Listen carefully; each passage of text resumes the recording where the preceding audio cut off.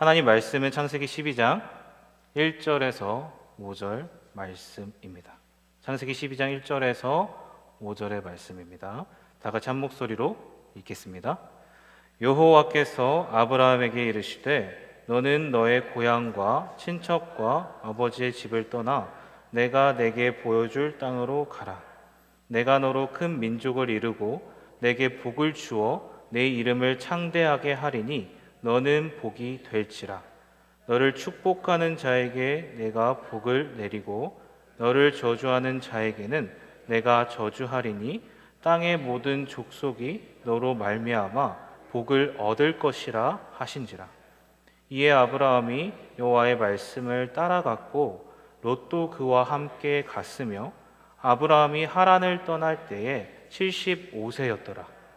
아브라함이 그의 아내 사레와 조카 롯과 하란에서 모은 모든 소유와 얻은 사람들을 이끌고 가나안 땅으로 가려고 떠나서 마침내 가나안 땅에 들어갔더라.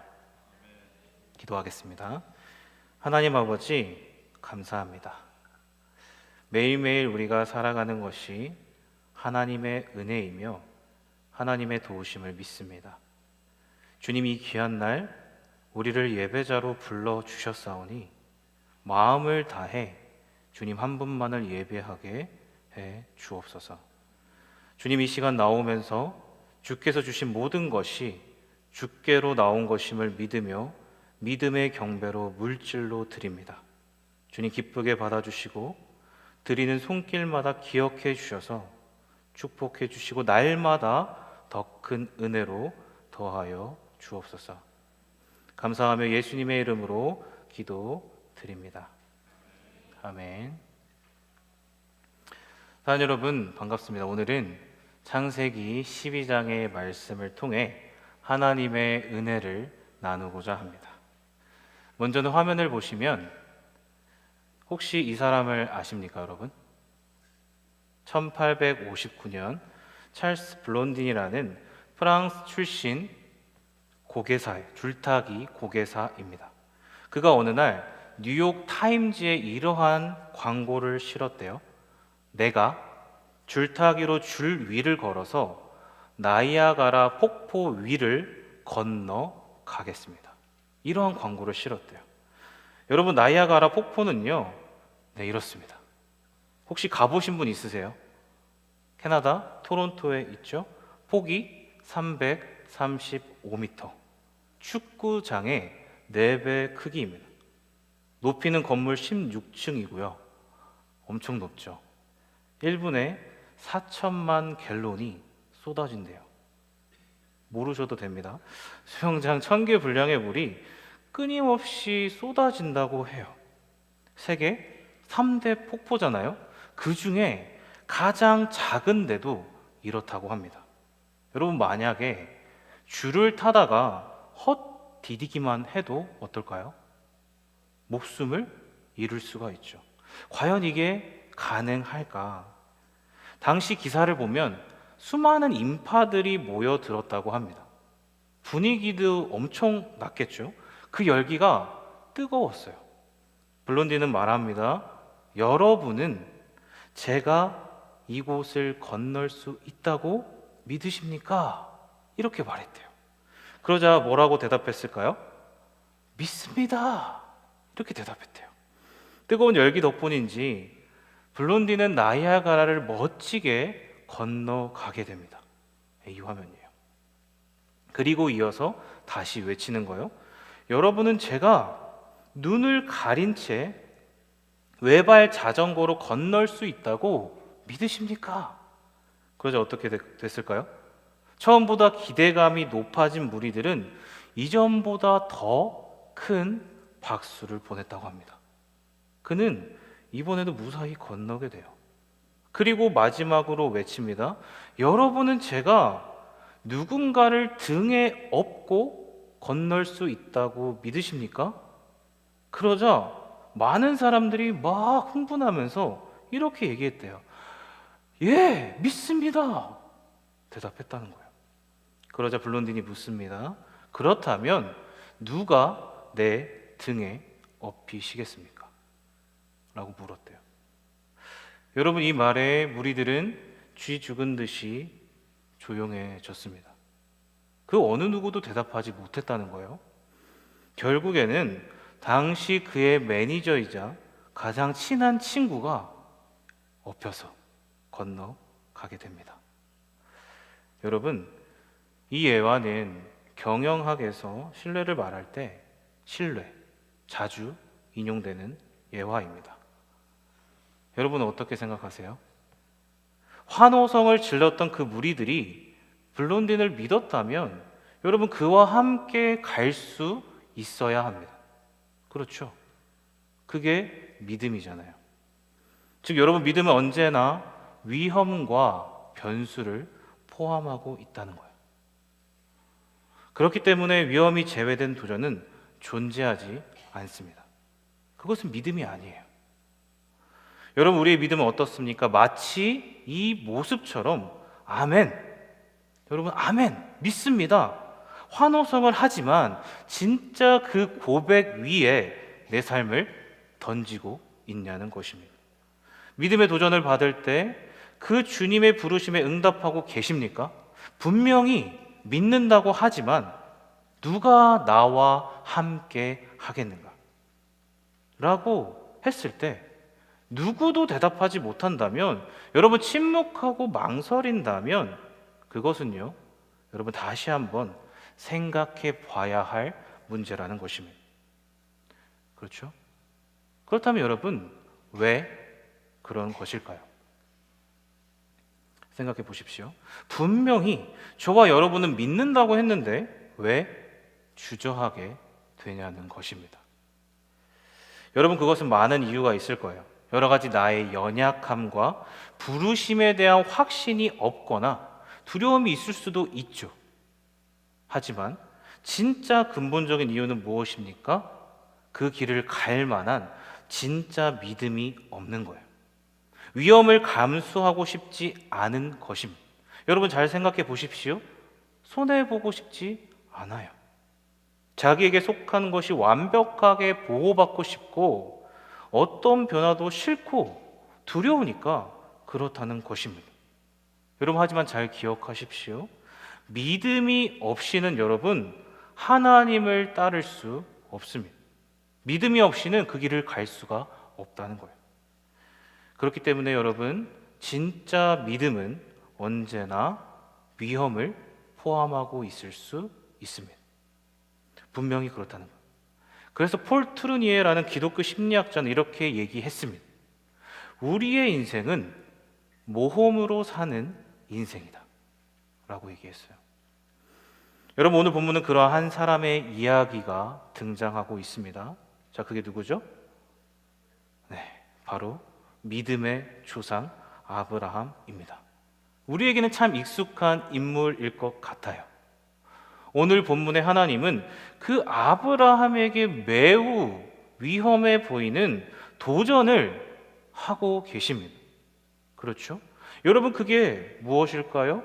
과연 아브라함의 믿음은 생각 속에 머문 무리들의 믿음인지 아니면 실제적인 삶의 결단의 모습인지 저와 여러분이 함께 살펴보길 원합니다. 자, 어떤 상황 가운데 아브라함을 부르고 계시는가? 먼저는 창세기 11장 30절입니다. 다 같이요. 사레는 임신하지 못함으로 없었더라. 여러분, 창세기 11장은 바벨탑 이후에 족보의 이야기가 나옵니다. 인간의 실패 이후에 나코의 이야기가 나와요. 그런데 여러분, 잘 보십시오. 아브라함 때 없어요. 사라져 버립니다. 여러분, 11장 한번 펼쳐 보십시오. 분명히 그렇습니다. 누가? 아브라함의 아내 사레가 불임이었다는 거예요. 나코가 없습니다. 여러분, 고대 사회에서 불임은요, 절망의 다른 이름입니다. 친족 중심의 사회, 그것도 자신의 대를 이을 자녀가 없다는 것은 여러분, 내일이 없는 것과 동일했어요. 죽음입니다. 즉, 여러분, 하나님의 백성을 만들어야 되는데 지금 생명이 없는 거예요. 여러분, 그렇기 때문에 이것은 너무나도 놀라운 사실입니다. 여러분, 왜 그렇습니까? 하나님의 역사가 죽음에서 시작되기 때문입니다. 그래서 여러분 잘 보십시오. 하나님은 불임이라는 개인의 절망과 아담 이후 나락으로 가는 시대적 어두움 한가운데로 무엇을요? 하나님의 약속을 던지고 계십니다. 생명의 부재에 말씀의 등불이 던져지고 있는 거예요. 여러분, 그러니까 이것을 통해 저와 여러분이 가장 먼저는 무엇을 볼 수 있어야 합니까? 가장 먼저는 때로는 고통이 사명이 되고요, 상실과 부재가 어떻게 되죠? 부르심이 될 수 있다는 사실입니다. 여러분, 믿으십니까? 즉, 인생의 지독한 절망과 아픔마저도 하나님이 하시면요, 회복과 자유가 임하는 것입니다. 고통의 문제 앞에서 분명한 이유를 찾는 거예요. 즉, 여러분, 하나님의 부르심은 아브라함의 개인의 좌절을 일으키실 뿐만 아니라 그를 통해 일어날 하나님의 나라, 그 구원의 그림을 보여주고 있다는 거예요. 그래서 여러분, 창세기 이야기 전체를 보십시오. 저와 여러분 인간에게는 결코 소망이 없습니다. 그렇지 않으세요? 아담과 하와이 어땠어요? 줄곧 나락의 길을 걷습니다.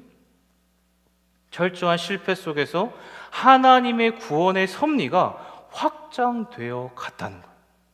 생명의 부재 속에 약속을 세우신 하나님, 끊어진 생명에서 큰 민족을 일으키시는 하나님, 그 구원의 역사가 진행되고 있습니다.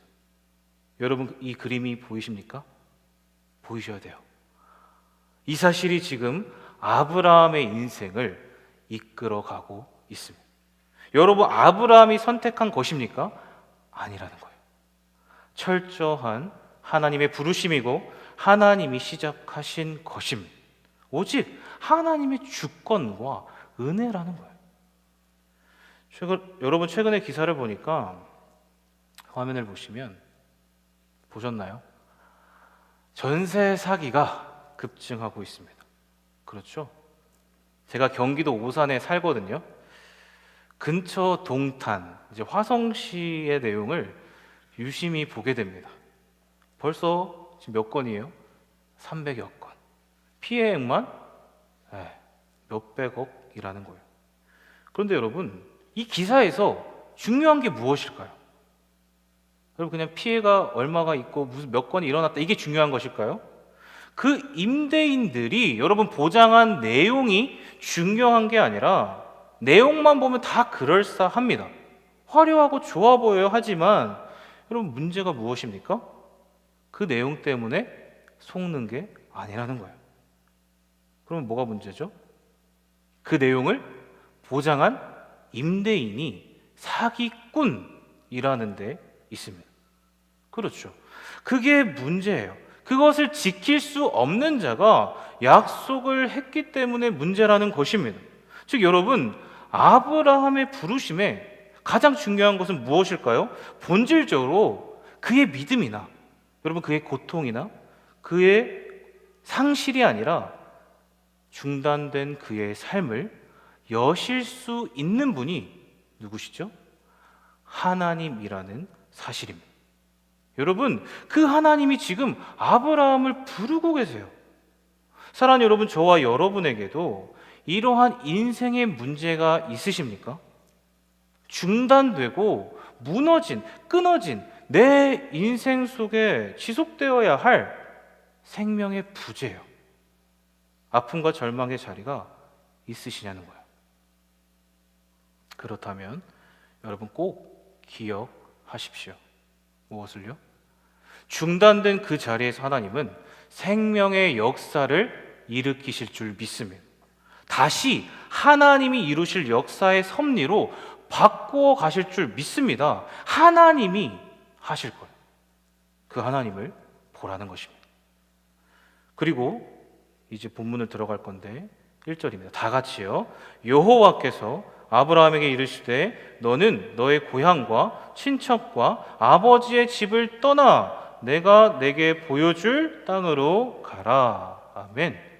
자, 여러분, 이제 그 하나님이 말씀하십니다. 너는 떠나가라. 두 가지 명령을 하세요. 그렇죠? 떠나가라. 그래서 여러분, 이 본문을 떠나가라 라고 한 가지 말씀으로 이해할 수 있는데 사실상 그렇지 않습니다. 뭐라고요? 한 가지가 아니에요. 제레미 리프킨이라는 미국의 사회학자가 이렇게 얘기했습니다. 화면 보십시오. 꿈은 우리를 원하는 곳으로 데려다 줄 수 있지만 그곳에 도달하기 위해서는 먼저 내가 뒤에 무엇을 남겨야 하는지 그것을 정확하게 알아야 한다. 즉 여러분, 우리가 뒤에 버려야 할 것이 무엇인지를 정확하게 알아야 한다는 것입니다. 여러분, 그렇죠. 그렇지 않으면 어떻게 됩니까? 앞으로 제가 가는 게 아니라는 거예요. 그래서 여러분, 출애굽한 이스라엘도 그랬잖아요. 애굽의 노예 근성을 버리질 못합니다. 자신들의 과거를 내려놓지를 못하니까. 하나님의 구원으로 애굽의 삶이 끝이 났고요. 새로운 삶의 시작이 있는데 그걸 못 보는 것입니다. 그래서 반복적으로 뒤를 돌아보는 거예요. 이것은 여러분, 어떠한 우리의 그리움이나 고향을 향한 향수 이런 차원의 영역이 아니에요. 그저 과거에 머물러 있는 것입니다. 여러분, 그러면 떠나는 게 아니라는 거예요. 여러분, 그래서 지금 하나님이 아브라함에게 무엇을 말하고 계십니까? 내 고향, 내 친척, 내 아버지의 집을 떠나라고 하십니다. 그렇죠. 영어나 원문으로 보시면 정확하게 나와 있습니다. 아주 철저한 분리를 나타내는 전치사가 각 단어마다 붙어 있어요. 영어로는 from이라고 하죠. 그게 붙어 있습니다. 즉 여러분, 하나님은 넓은 고향에서 친척으로 그리고 아주 작은 아버지의 집으로 아브라함이 떠나야 할 구체적인 영역을 설명하고 계십니다. 여러분, 당시 고대 사회는 어땠을까요? 오늘날처럼 치안이 좋질 않아요. 족장 시대 친족 중심 사회입니다. 그래서 모든 안정과 공급을 자기들끼리 해결했습니다. 그래서 친족이 많다는 것은 그 사람의 부유와 그 사람의 사회적 지위를 나타내는 것이었어요. 여러분, 아브라함의 고향도 어땠죠? 어디를 떠났어요? 갈대아 우르. 우리가 잘 아는 메소포타미아 문명의 시작입니다. 그 발생지, 풍요의 땅이 우르였다는 거예요. 그러니까 여러분, 고대 그 사회에서 본토 아비의 집을 떠난다는 것은 감히 상상할 수 없는 것이었어요. 그냥 우리가 정겨운 집을 떠나 독립한다, 떠난다 이 정도가 아니라 그것은 자신의 안정과 공급이 보장된 모든 삶의 기반을 포기하는 것을 말합니다. 그런데 아브라함은 지금 어떻게 해요? 실제로 그 땅을 떠나게 됩니다. 자, 사도행전 7장 2절부터 4절입니다. 다 같이요. 스데반이 이르되 여러분 부형들이여 들으소서. 우리 조상 아브라함이 하란에 있기 전 메소포타미아에 있을 때에 영광의 하나님이 그에게 보여 이르시되 내 고향과 친척을 떠나 내가 내게 보일 땅으로 가라 하시니 아브라함이 갈대아 사람의 땅을 떠나 아멘. 자, 여러분, 지금 아브라함은 모든 걸 놓고 떠났습니다. 그렇죠. 분명히 떠났어요. 하지만 지금 4절에 어떻게 나와 있어요? 어떻게 나와 있죠? 약속의 땅 가나안에 온전히 들어가지 못했다는 거예요. 지금 아브라함이 갈대아 땅을 떠난 건 맞습니다. 하지만 어디에 머물러 있어요? 하란에 머물러 있습니다. 지금 여기가 화면 보이시죠? 하란이 중간에 위에 있는데 지금 약속의 땅 가나안일까요?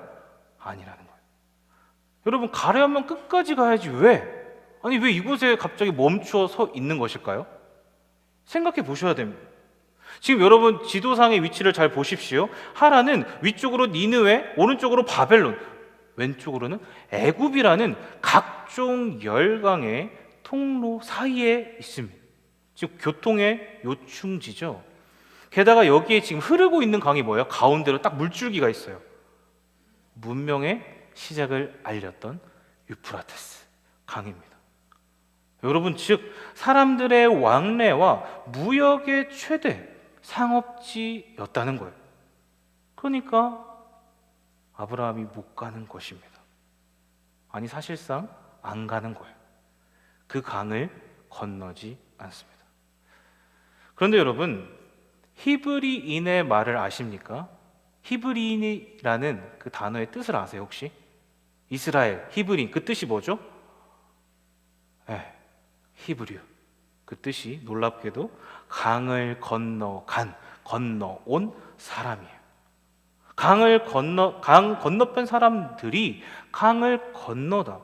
여러분, 당시 고대 개념상 바다를 건넜다는 것은 새로운 세계로 들어가는 것을 의미했다고 합니다. 그러니까 당시 사람들이 그 강을 지금 쉽게 건너가지 못하는 거예요. 왜 그럴까요? 두렵죠. 두려워요. 앞에 펼쳐질 그림들이 무엇일지를 모르니까 그냥 이곳이 좋사오니 머물고 싶은 것입니다. 이걸 보니까 여러분, 누구와 똑같은 것 같아요? 그렇죠. 저와 여러분의 모습이지 않습니까? 저는 이 본문을 보는데 막 저 같은 거예요. 오늘날 우리도 보십시오. 저와 여러분도 하나님을 알고 믿었습니다. 열심히 믿음 생활을 하고 교회도 열심히 나갔어요. 지금처럼 우리가 얼마나 열심히 하나님을 찬양하고 예배를 드리냐는 거예요. 맡겨진 직분과 섬김의 자리, 봉사를 열심을 다합니다. 그렇게 부르심의 여정을 따라가는데 여러분, 결정적인 곳에서 멈추지 않냐는 것입니다. 그 이상을 넘어가지 못합니다. 왜 그럴까요? 유프라테스 강이 주는 그 문명의 유익이 너무 좋은 것입니다. 세상의 가치가 너무 좋아요. 쉽게 말하면 이 강을 지금 딱 기준으로요, 왼쪽과 오른쪽의 삶이 너무나도 다르다는 거예요. 여러분, 그렇지 않습니까? 강 이편의 삶은 하란, 우르, 내가 삶의 주인입니다. 내가 모든 걸 계획할 수 있어요. 하지만 하나님의 은혜를 구하지 않는 건 아니에요. 여러분, 우리 모두 하나님의 은혜를 구합니다. 적당히. 즉 하나님의 은혜와 내가 공존하는 것입니다. 여러분, 이게 무엇일까요? 혼합주의. 신앙은 회색지다가 없다 하는데 짬뽕인 거예요. 하나님을 원하고 바라고 기대는 하지만 실상은 적당히 타협하는 나를 위한 삶이라는 것입니다. 이게 고대 바알과 뭐가 다를까요? 똑같다는 거예요. 어르고 달래서 나의 유익을 챙기는 그런 우상이지 않습니까? 반면에 여러분, 그 강 건너편의 삶은 어떠냐는 거예요. 가나안의 삶은 어떻죠? 전혀 예측이 안 돼요. 적응이 되질 않습니다. 익숙하질 않아요. 그래서 어제의 나로서는 결코 살 수가 없다는 거예요. 새로운 믿음이 필요합니다. 전적인 하나님을 의존할 오늘의 믿음이 필요하다는 거예요. 즉 여러분, 믿음의 삶은 전심으로 하나님을 의존하는 삶이라는 것입니다. 여러분, 그러니까 아브라함이 왜 지금 여전히 하란에 머물러 있습니까? 바로 그 이유라는 거예요. 과거의 삶이 좋사오니 내려놓질 못하는 것입니다. 두려워요. 새로운 삶을 살 준비가 되어 있지 않습니다. 마치 서두에 말씀드렸던 그 부르심 앞에 누가 내 등에 업힐 것인가? 여러분, 누구도 대답하지 못했습니다. 그 모습처럼 결정적인 순간에 주저하지 않냐는 거예요. 여러분, 어떠십니까? 사랑하는 여러분, 하지만 앞서 보았던 스데반의 증언 가운데, 사도행전 7장이 스데반의 설교거든요. 그 가운데 분명히 나타난 하나의 사건이 있습니다. 자, 그게 오늘 아브라함의 인생을 결정적으로 바꾸어 버리면. 자, 그게 무엇일까요? 사도행전 7장 4절을 다시 한번 읽어보겠습니다. 시작. 아브라함이 하란에 거하다가 그의 아버지가 죽음에 하나님이 그를 거기서 너희 지금 사는 이 땅으로 옮기셨느니라. 아멘. 자, 여러분, 누가 죽었죠 지금? 그의 아버지가 죽었어요. 여러분 잘 들으십시오. 이때가 바로 오늘 본문의 창세기 12장이에요. 화면 보세요. 즉 우르에서 나타난 하나님의 영광이 첫 번째, 그리고 오늘 하란에서 나타나신 하나님이 두 번째 아브라함을 이끄신 것입니다. 그러니까 몇 번이죠? 총 두 번이에요. 여러분 왜 그럴까요? 놀랍게도 아버지 데라의 뜻이 무엇일까요? 그 이름의 뜻이 지연시키는 자임, 지체시키는 자. 그러니까 누가 아브라함의 발목을 붙잡았냐는 거예요. 데라였다는 것입니다. 이해가 되세요? 그래서 창세기 11장 33절은 또한 이렇게 증언해요. 다 같이 읽어보겠습니다. 시작. 데라가 그의 며느리 아브라함의 아내 사레를 데리고 갈대아인의 우르를 떠나 가나안 땅으로 가고자 하더니 하론에 이르러 거기 거류하였으며. 여러분 놀랍게도 아브라함이 떠난 것 같은데요, 누가 이동의 주체였죠? 데라였다는 거예요. 즉 여러분, 데라가 아브라함의 인생을 좌지우지하고 있었습니다. 게다가 여러분, 당시 데라의 가족이 또 어떻습니까? 처음부터 하나님을 믿지 않았어요. 갈대아 우르에서부터 믿었던 수많은 이방 신들을 믿었습니다. 여호수아 24장 2절입니다. 다 같이요. 여호수아가 모든 백성에게 이르되 이스라엘 하나님 여호와께서 이같이 말씀하시기를 옛적에 너희의 조상들 곧 아브라함의 아버지 나홀의 아버지 데라가 강 저쪽에 거주하여 다른 신들을 섬겼으나. 아멘. 자, 여러분 분명히 나와 있습니다. 누구를 섬겼습니까? 다른 신들을 섬겼어요. 우상을 섬기는 집안이었습니다. 생명이 끊긴 것도 지금 힘든데 지금 가족 모두가 하나님이 없습니다.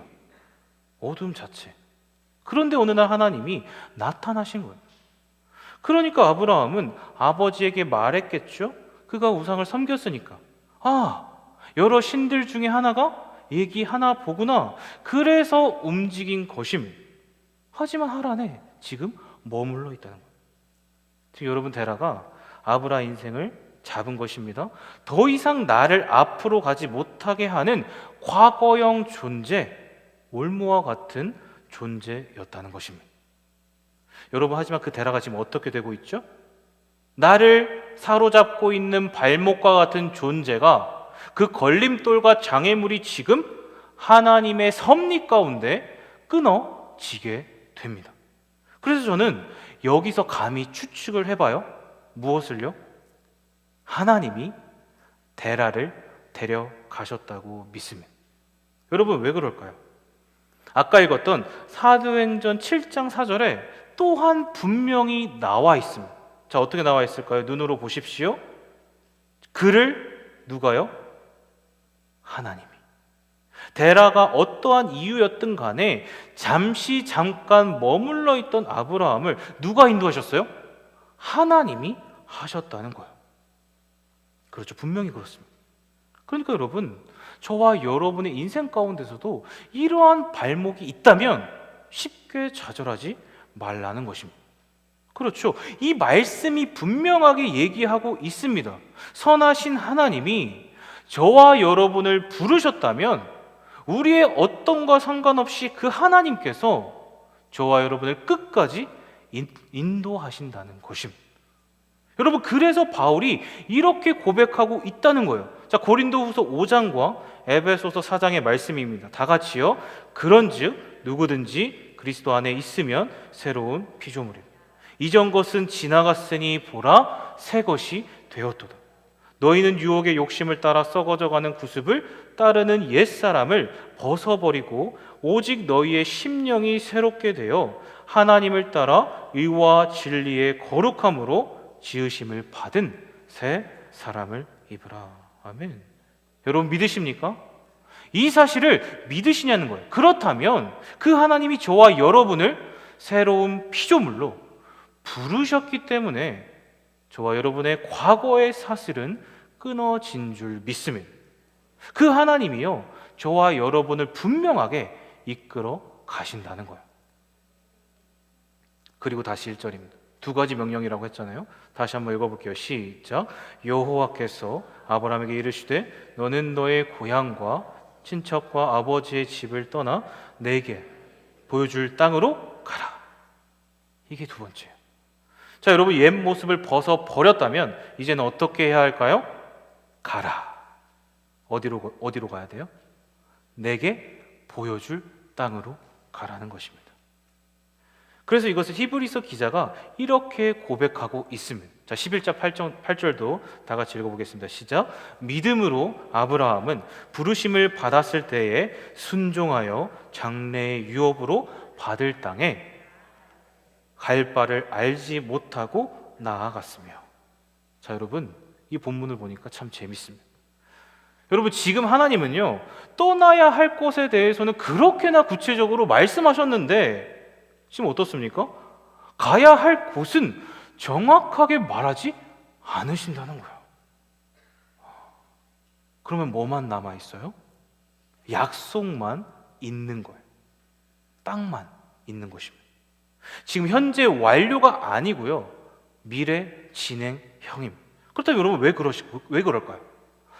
아니 구체적인 결과, 내용, 보장된 내용들을 알려주시면 여러분 저와 여러분이 너무나도 잘, 쉽게, 구체적으로 따라갈 수 있지 않을까요?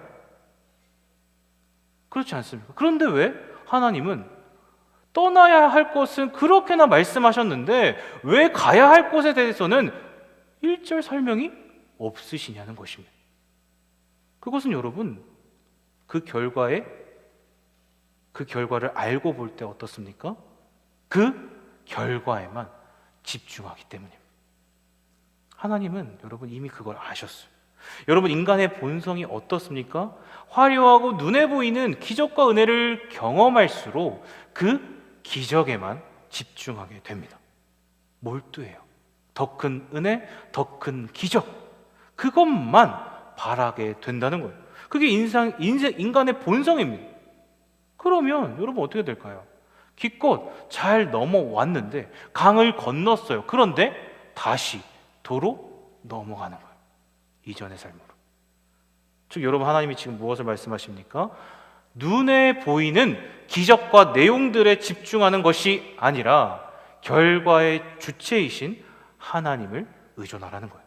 그분만을 신뢰하라는 것입니다. 그래서 예수님도 제자들을 부르실 때 어떻게 하셨습니까? 나를 따르라. 그때도 주님은 어디를 가실지 무엇을 하실지 말씀하지 않으셨습니다. 그냥 따라가는 거예요. 왜 그럴까요?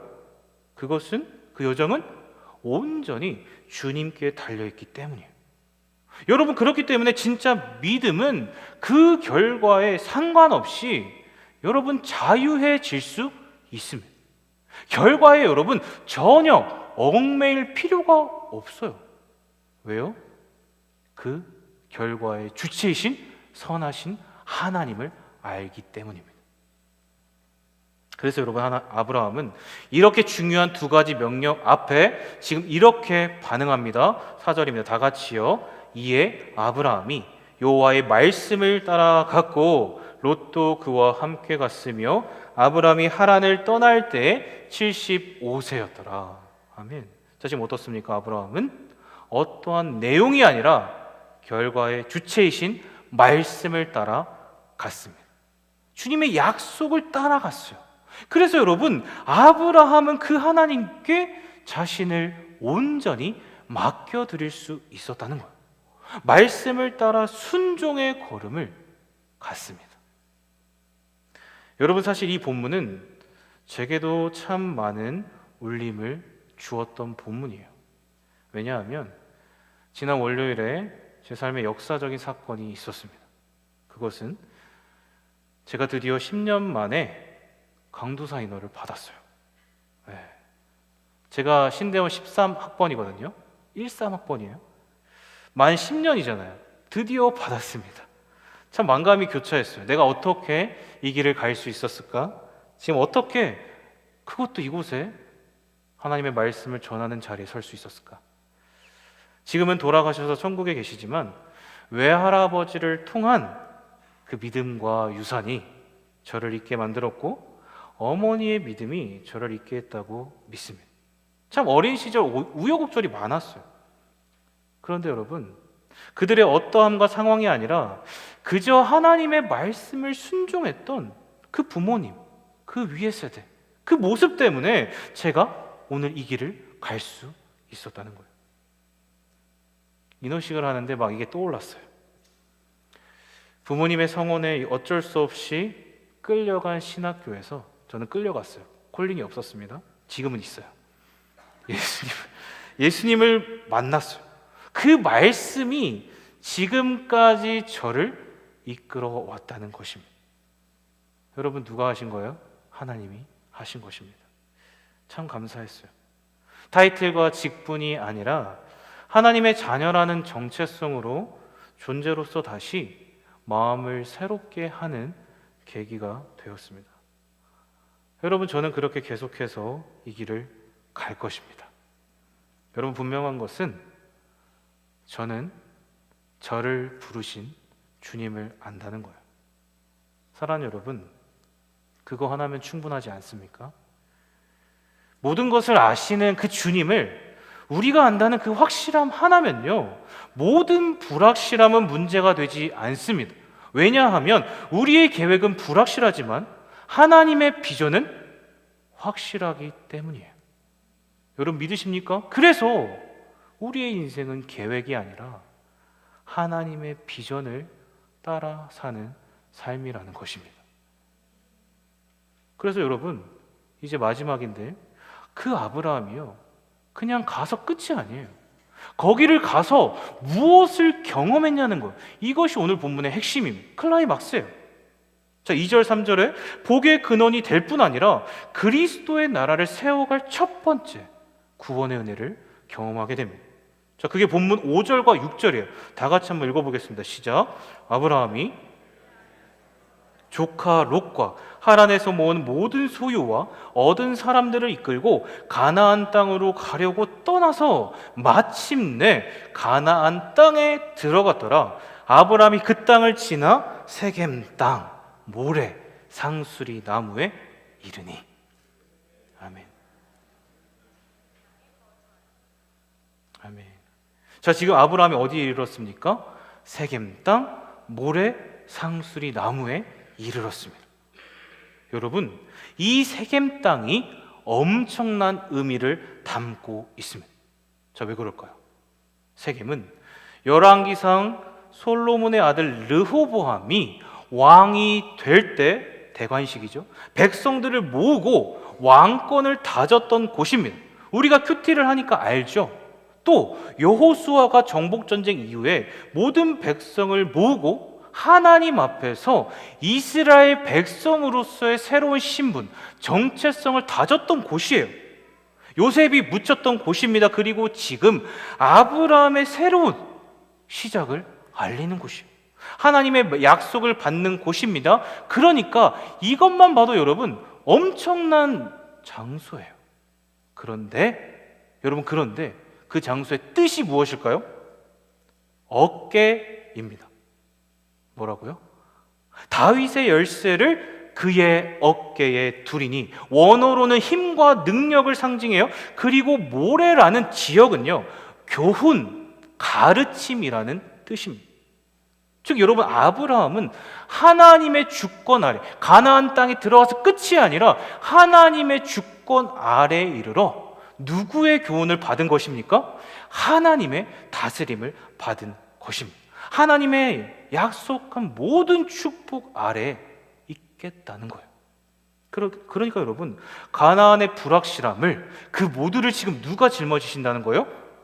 영광의 하나님이 그 어깨에 짊어지신다는 것입니다. 그래서 여러분, 우리의 삶이 아무리 고단하고 힘들고 불확실할지라도 여러분, 거기에 하나님이 계시면 그 하나님의 어깨에 내가 그 그늘 아래 거할 수 있고 기댈 수 있다면, 여러분, 그 하나님이 우리의 인생을 선하게 인도해 주신다는 것입니다. 그래서 이사야 22장과 계시록 3장, 이 두 가지가 연결돼요. 이렇게 고백합니다. 다 같이요. 내가 또 다윗의 집의 열쇠를 그의 어깨에 두리니 그가 열면 닫을 자가 없겠고 닫으면 열 자가 없으리라. 빌라델비아 교회의 사자에게 편지하라. 거룩하고 진실하사 다윗의 열쇠를 가지시니 곧 열면 닫을 사람이 없고 닫으면 열 사람이 없는 그가 이르시되. 아멘. 자, 여러분, 분명히 여기 나와 있습니다. 여러분, 왜 우리가 이 걸음을 끝까지 갈 수 있습니까? 그것은 바로 그 모든 고통의 문제를 예수 그리스도께서 짊어지시기 때문입니다. 여러분, 그래서 실제로 우리의 모든 옛 구습을, 옛 과거를 예수님이 짊어지고 가시잖아요. 여러분, 상수리 나무가 무엇입니까? 즉 십자가를 지시고 전 인류의, 저와 여러분의 무게를 짊어지셨어요. 말씀을 따라 순종의 걸음을 아브라함뿐 아니라, 아브라함은 예수님을 예표하는 그림자일 뿐입니다. 그 예수님이 완성해 가신다는 거예요. 더불어 여러분, 세겜의 동사 샥함을 보십시오. 아침 일찍 일어나다, 시작하다라는 뜻이에요. 놀랍지 않습니까? 그러니까 예수님이 우리의 어깨, 주님의 어깨에 우리의 짐을 짊어지고 죽고 끝이 아니에요. 무엇입니까?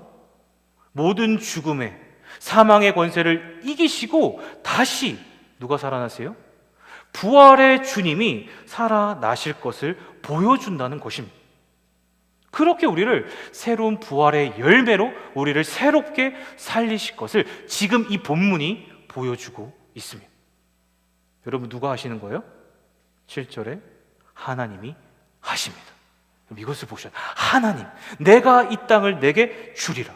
I will, 영어로 will이에요. 하나님의 강력한 의지임. 아침 일찍 일어나 모든 어두움을 이기신 그 부활의 주님이 저와 여러분과 함께 영원토록 함께 하신다는 것입니다. 그러니까 여러분, 우리는요, 어떠한 풍파가 내 앞에 있을지라도 결코 두려워할 필요가 없습니다. 여러분, 믿으십니까? 사랑하는 여러분, 그 부활의 주님이 다시 오실 것입니다.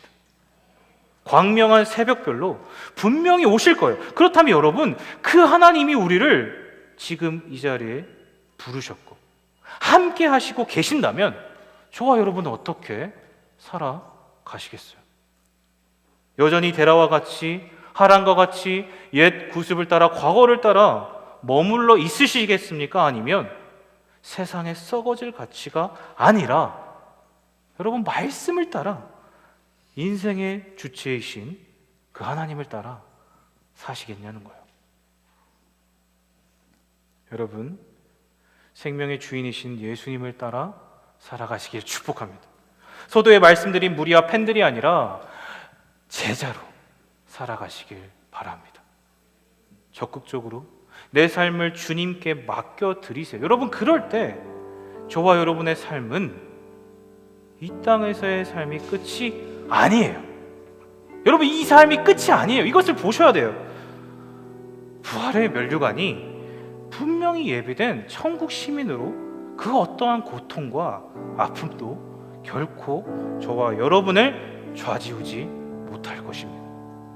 그 주님을 바라보시고 이번 한 주도 날마다 승리하시는 모두 되시길 예수님의 이름으로 축복합니다. 아멘. 아멘. 결단하면서 함께 찬양으로 주님께 올려드렸으면 좋겠습니다. 하나님의 부르심에는 후회하심이 없네.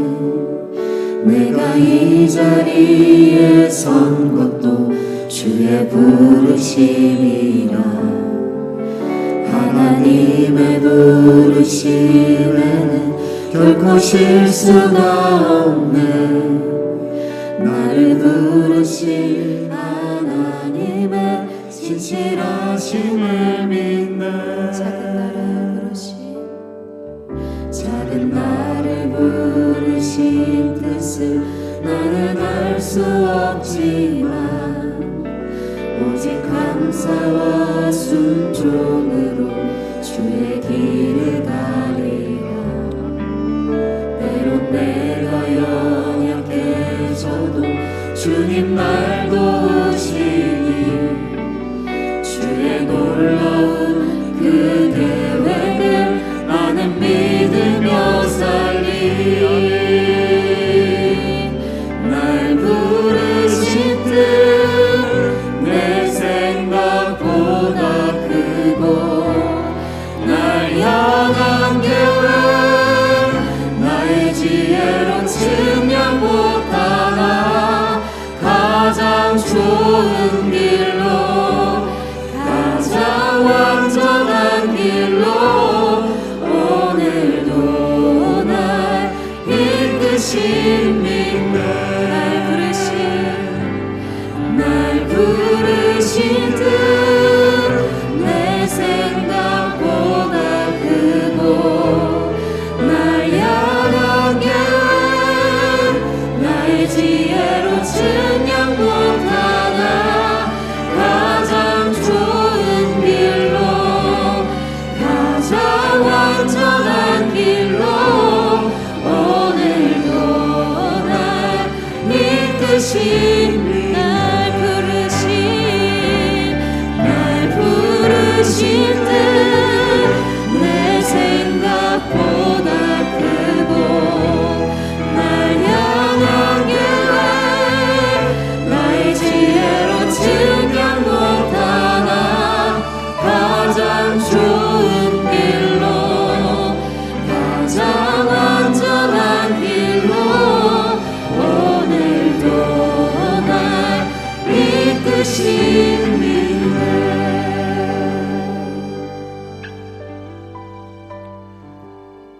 여러분, 오늘 이 말씀을 들으시면서 찬양을 고백하시면서 어떠한 생각이 드십니까? 살아계신 하나님이 이 자리에 함께하고 계시고 지금 내 마음 가운데 안주하고 계신다면 주님이 말씀하고 계시다는 거예요. 여러분, 그것은 내 삶이 어떠할지라도 지금 내가 좌절하고 무너져 있어서 여전히 힘들고 어려운 칠흑같이 어두운 터널을 지나고 있을지라도 여러분 기억하십시오. 하나님의 부르심에는 결코 실수함이 없으신 줄 믿습니다.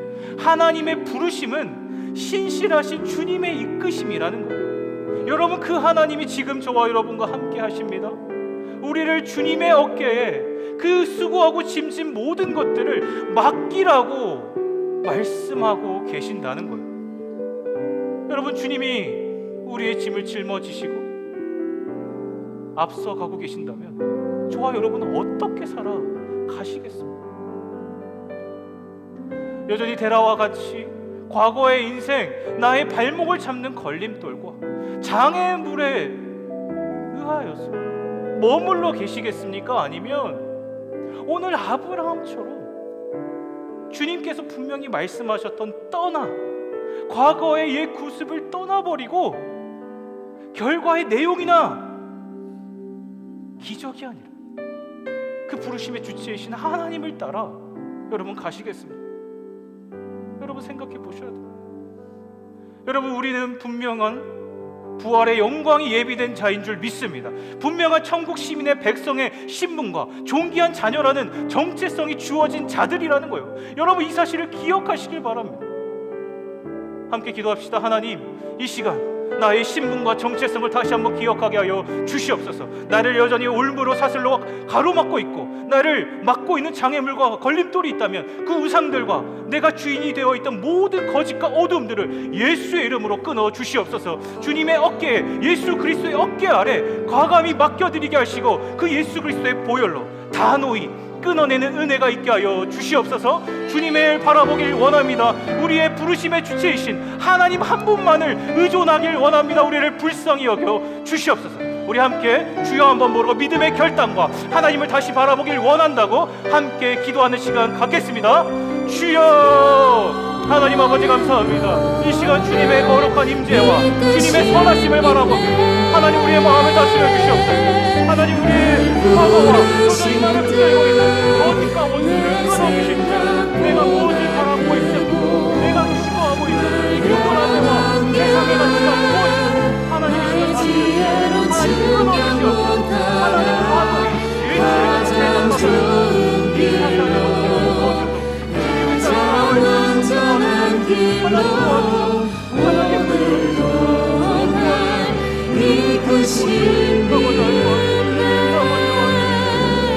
날 부르신 뜻내 생각보다 크고 날 향하게 날 지혜로 증강 못하나 가장 좋은 길로 가장 완전한 길로 오늘도 날 이끄신 빛내 날 부르신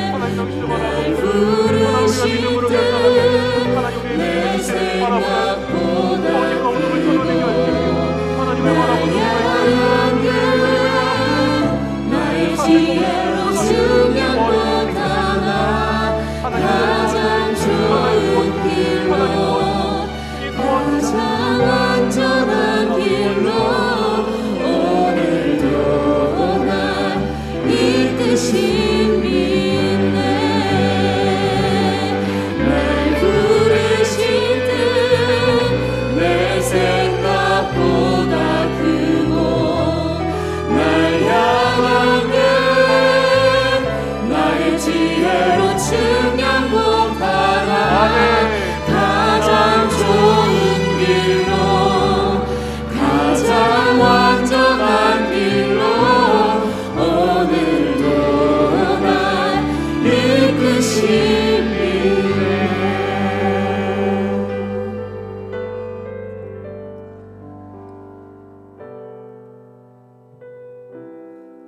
사랑하는 여러분, 오늘 이 본문을 통하여서 모든 어두움과 절망과 상실의 고통을 생명으로 바꾸신 주님을 꼭 기억하시길 바랍니다. 살아계신 하나님 감사합니다. 오늘 이 시간 하나님은 깊은 절망 가운데 생명을 허락하시고 하나님의 백성을 결코 외면치 않으시는 사랑의 하나님이심을 깨닫게 해주시니 감사합니다. 하나님 이 시간 주님을 바라보길 원합니다. 아브라함을 외면치 않으신 하나님, 주저하고 과거에 머물러 있는 그를 깨우사 모든 올무와 사슬을 끊으시고 선하게 인도하신 하나님을 바라보게 해주십시오. 그 하나님이 우리와 함께 하시는 줄 믿습니다. 그 하나님이 우리를 주님의 존귀한 자녀로 하나님 저는 부르신 줄 믿습니다. 이 시간 이 진리를 기억하면서 다시 그 부르심을 따르게 해주십시오. 과거의 모습과 우상들을 끊어주시고 예수의 이름으로 담대히 승리하는 복된 모두 되도록 인도해 주옵소서. 하나님 감사합니다.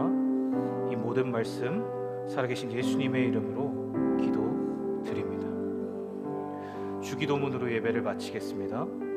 하늘에 계신 우리 아버지여, 이름이 거룩히 여김을 받으시오며 나라가 임하시오며 뜻이 하늘에서 이룬 것 같이 땅에서도 이루어지나 오늘 우리에게 일용할 양식을 주시옵고 우리가 우리에게 죄 지은 자를 사하여 준 것 같이 우리 죄를 사하여 주시옵고 우리를 시험에 들지 마시옵고 다만 악에서 구하시옵소서. 나라와 권세와 영광이 아버지께 영원히 있사옵나이다. 아멘.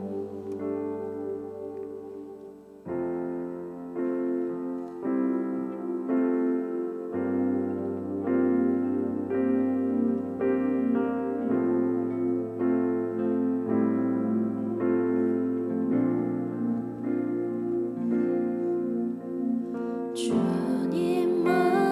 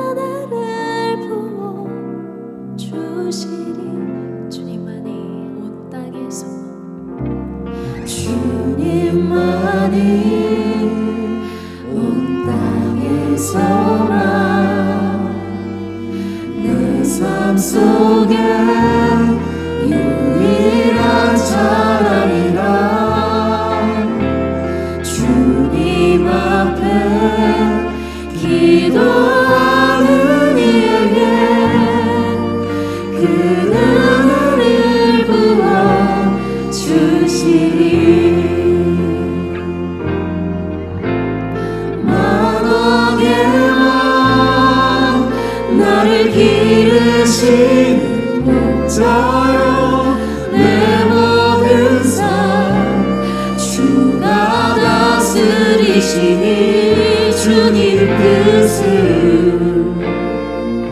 따르길 원하네 오주 한 분만 바라네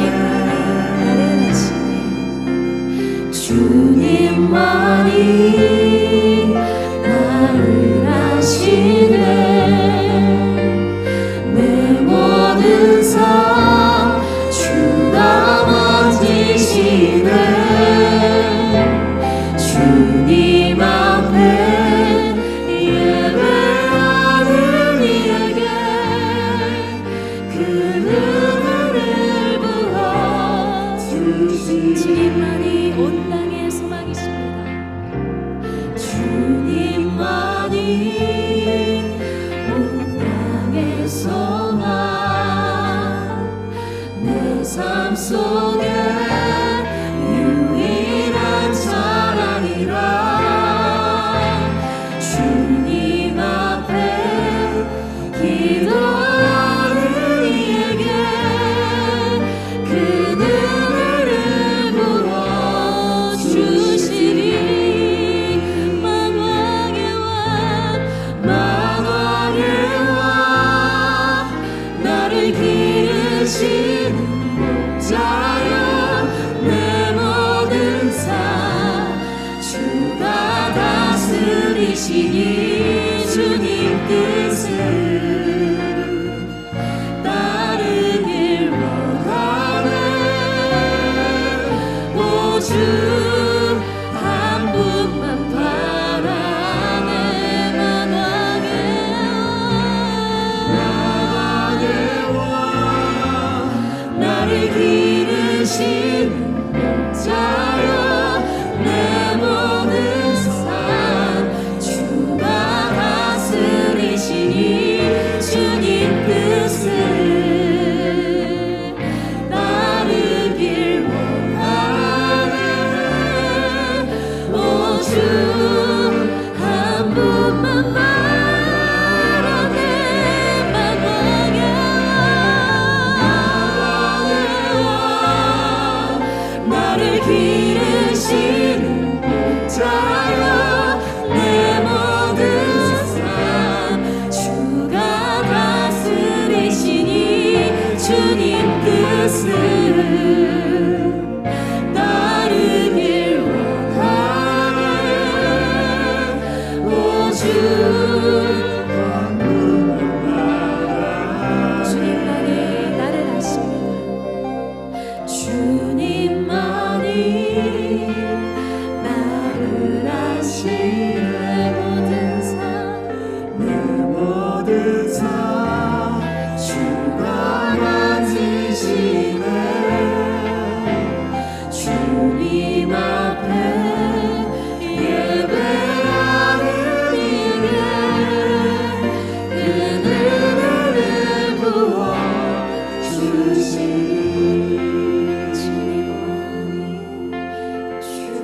주님만이 나를 아시네